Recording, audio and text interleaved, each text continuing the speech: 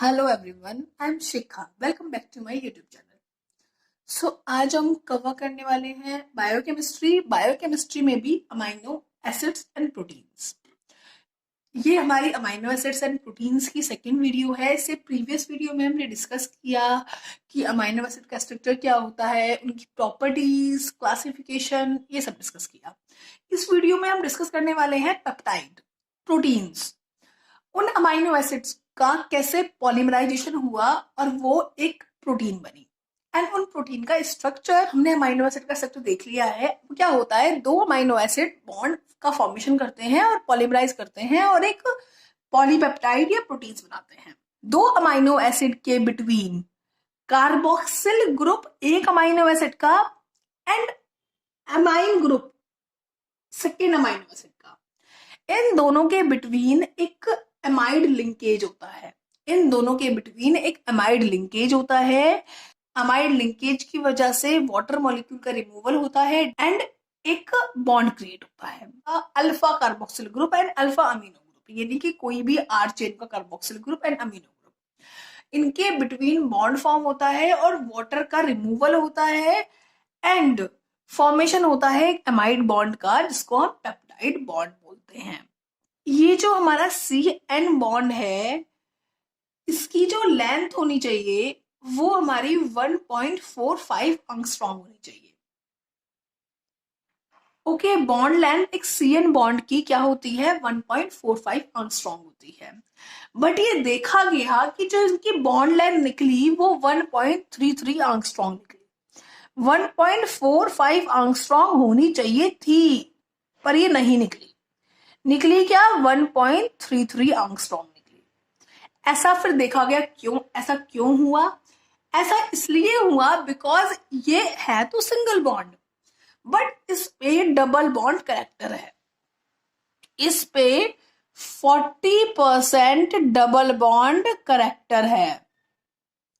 जब इस पे 40% डबल बॉन्ड करेक्टर है, इसकी वजह से इसकी बॉन्ड लेंथ शॉर्ट हो गई है। वो डबल बॉन्ड करेक्टर इसलिए है बिकॉज ऑक्सीजन पार्शियल नेगेटिव लेता है और नाइट्रोजन पार्शियल पॉजिटिव लेता है।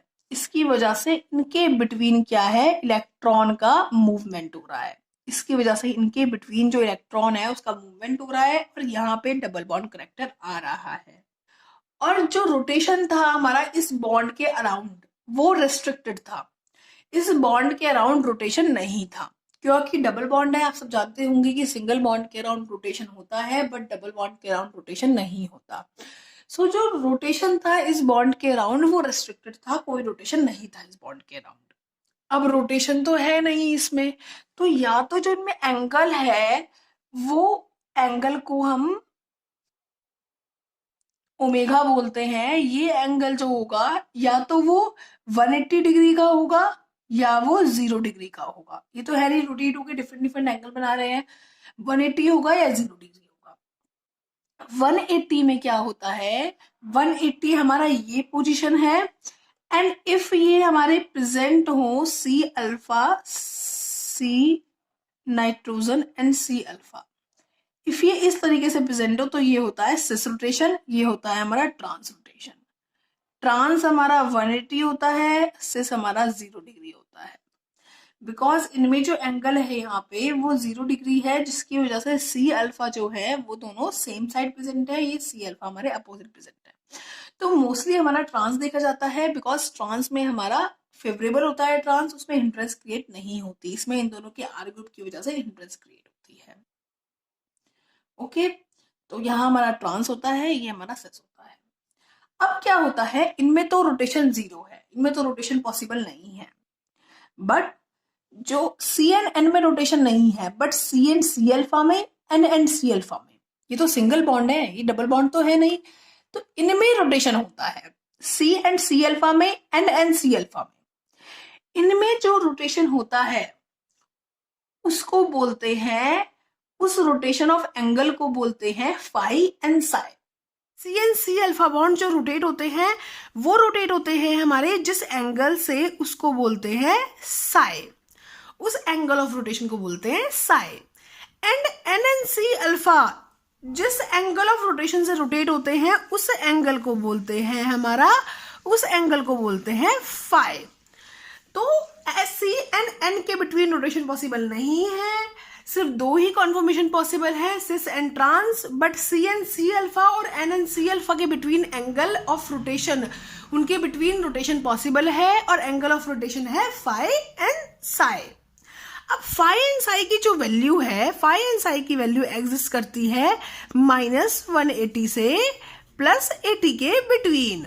It means phi and psi -180 से +180 के बिटवीन कोई भी एंगल ले सकते हैं। C and N only trans and cis तो कॉन्फॉर्मेशन ले सकते थे, but C N C alpha और N N C alpha different conformation ले सकते हैं, बिकॉज उनकी वैल्यू -180 से +180 तक लाई करती है। अब वो कैसे डिफरेंट कॉन्फॉर्मेशन ले सकते हैं, कौन सी कॉन्फॉर्मेशन पॉसिबल है, कौन सा कॉम्बिनेशन ऑफ एंगल पॉसिबल है, वो सब हम पढ़ेंगे रामाचंद्रन प्लॉट में। ये है पेप्टाइड बॉन्ड की प्रॉपर्टीज। रामाचंद्र प्लॉट हम एक सेपरेट वीडियो में कवर करेंगे, फुल रामाचंद्र प्लॉट क्या होता है। अब प्रोटीन का स्ट्रक्चर आता है। प्रोटीन का स्ट्रक्चर जो है वो हम फाइंड करते हैं एक्स-रे डिफ्रैक्शन मेथड से। प्रोटीन के 4 स्ट्रक्चर्स होते हैं। पहले प्राइमरी स्ट्रक्चर होगा, प्राइमरी स्ट्रक्चर और मॉड्यूलेट होगा, सेकेंडरी स्ट्रक्चर बनेगा, सेकेंडरी स्ट्रक्चर और कॉम्प्लेक्स होगा, टर्शियरी स्ट्रक्चर बनेगा, देन क्वाटरनरी स्ट्रक्चर बनेगा।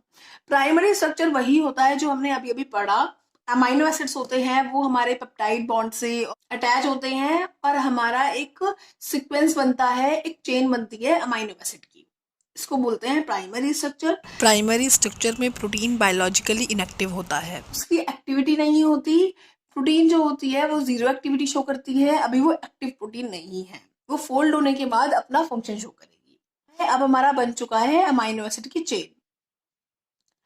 अब अमाइनो एसिड की चेन में हमारे कार्बोनिल ग्रुप भी प्रेजेंट है और NH ग्रुप भी प्रेजेंट है, क्योंकि हमारे कार्बोनिल ग्रुप फ्री भी हैं और हमारे NH ग्रुप भी फ्री है। अब क्या होगा, हाइड्रोजन बॉन्ड का फॉर्मेशन होगा कार्बोनिल ग्रुप के ऑक्सीजन एंड NH के हाइड्रोजन में। तो वो हाइड्रोजन बॉन्ड इंटरेक्शन की वजह से एक डिफरेंट स्ट्रक्चर लेगी। हर प्रोटीन में डिफरेंट अमाइनो एसिड्स होंगे और वो डिफरेंट स्ट्रक्चर लेगी।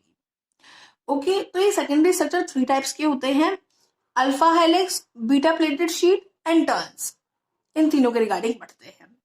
अल्फा हेलिक्स, अल्फा हेलिक्स में क्या होता है, प्रोटीन में इंटरेक्शन होता है हाइड्रोजन बॉन्ड से, तो वो एक ऐसा स्ट्रक्चर लेती है जैसे कि एक रॉड के अराउंड एक पॉलीपेप्टाइड का, एक अमाइनो एसिड चेन का हेलिक्स बन गया हो। एक इमेजिनरी रॉड है, उसके अराउंड एक अमाइनो एसिड की जो चेन थी हमारी, उसका हेलिक्स बन गया हो। तो ऐसा स्ट्रक्चर जब प्रोटीन लेती है हाइड्रोजन बॉन्ड इंटरेक्शन की वजह से, तो हमारा इसको बोलते हैं अल्फा हेलिक्स स्ट्रक्चर। ये हमारा एक हेलिक्स फॉर्म हो जाता है एक रॉड के अराउंड, एक इमेजिनरी रॉड है। जब ये स्ट्रक्चर देखा गया तो ऐसा लगा कि एक इमेजिनरी रॉड है जिसके अराउंड प्रोटीन जो है वो वाइंड अप हो गई है, हेलिकल फॉर्म में हो गई है protein.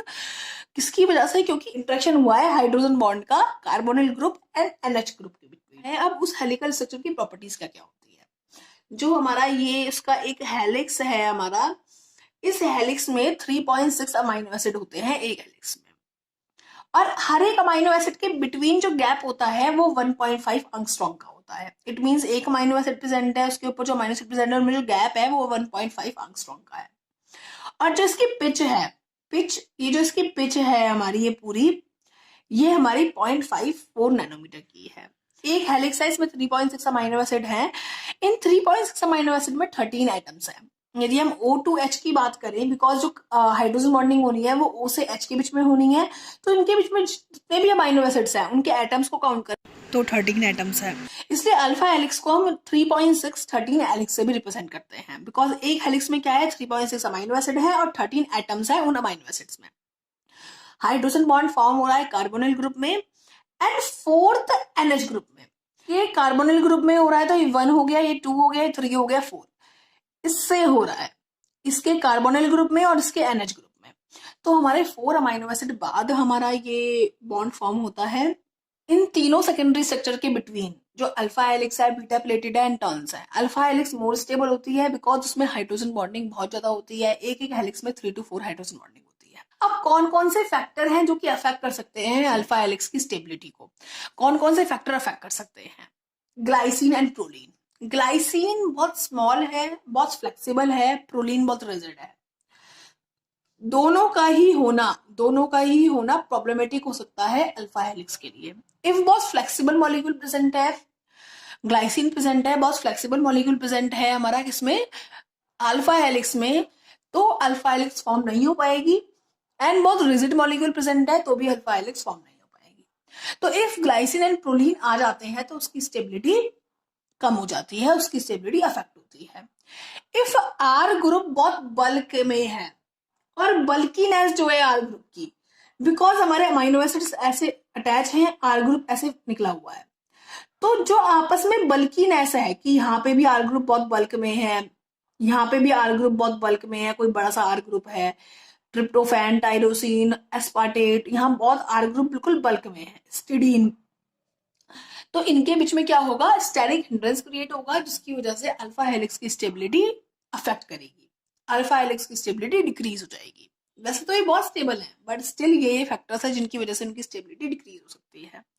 Electrostatic repulsions, electrostatic repulsions means if हमारे दोनों पॉजिटिव अमाइनो एसिड्स जो है साथ में आ जाए, पॉजिटिव अमाइनो एसिड जो है वो हमारे साथ में आ जाए, तो क्या होगा, रिपल्शन होगा। जैसे लाइसिन एंड आर्जिनिन दोनों साथ में आ गए, दोनों की आर चेन में पॉजिटिव ग्रुप है, वो कितना रिपल्शन क्रिएट करेगा। हमारे एस्पार्टेट एंड ग्लूटामेट साथ में आ गए, नेगेटिव नेगेटिव आ गए साथ में, तो कितना रिपल्शन करेंगे।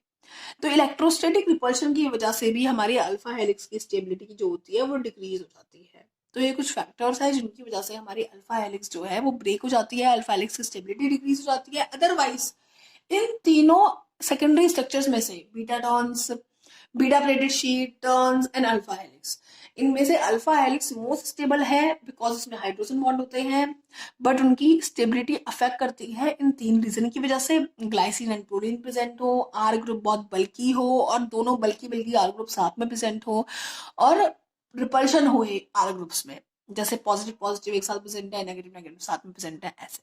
नेक्स्ट वीडियो में हम कवर करेंगे सेकेंडरी स्ट्रक्चर जो रिमेनिंग बचे हैं, टर्शरी स्ट्रक्चर, क्वार्टिनाइज structure. So best of luck.